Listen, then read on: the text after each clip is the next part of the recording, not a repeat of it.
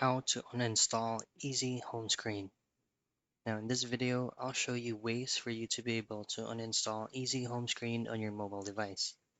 Now Easy Home Screen, some of the phones has this specific application which is built in.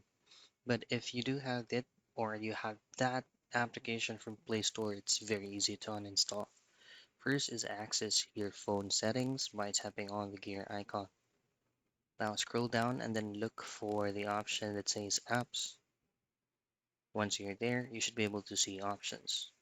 First is if the Easy Home Screen application is set as default into your mobile phone.